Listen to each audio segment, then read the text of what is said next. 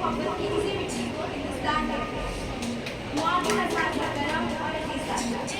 सबसे पहले आप तमाम को मेरी तरफ से मुल्क हिंदुस्तान की आज़ादी की बहुत बहुत हज़रात, वही आज़ादी का दिन है जिसको हासिल करने के लिए हमारे बावजूद ने बहुत मुश्किलात और मसाइल का सामना किया।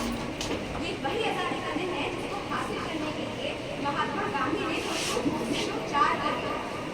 ये वही आज़ादी का दिन है जिसको हासिल करने के लिए अशफाकुल्लाह खान ने फांसी के फंदे को छोड़ा।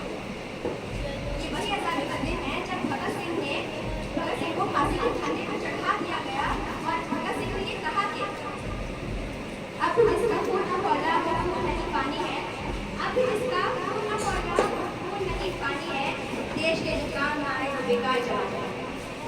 हिंदुस्तान की तारीख ये बोल रही है कि हिंदुस्तान को आज़ाद कराने में बहुत से लोगों ने अपना अहम रोल अदा किया।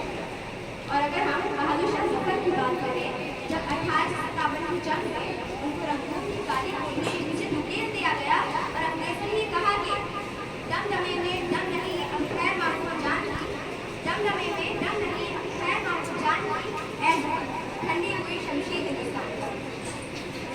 मेरे चमकदार रोशन खूबसूरत और प्यारे रास्ते, आज आपको हर तरफ से हिंदुस्तान की आज़ादी की मुबारकबाद दी जा रही है और मोहब्बत वतन व देशभक्ति का सबूत दिया जा रहा है।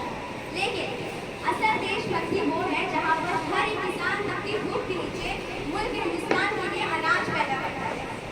असल देशभक्ति वो है जहाँ सरकारी मुलाजिम काम को अपनी जिम्मेदारी समझता है और बिना रिश्वत के अपना काम करता है। असल देशभक्ति वो है जब हिंदू, मुस्लिम, सिख, ईसाई आपस में मोहब्बत का प्रचार करते हैं। हमारी खुशकिस्मती है कि मुल्क हिंदुस्तान में हिंदू भी पैदा हुआ, मुसलमान भी पैदा हुआ, सिख भी पैदा हुआ, ईसाई भी पैदा हुआ। लेकिन सबसे बड़ी खुशकिस्मती ये है कि इंसानियत पैदा नहीं हुई।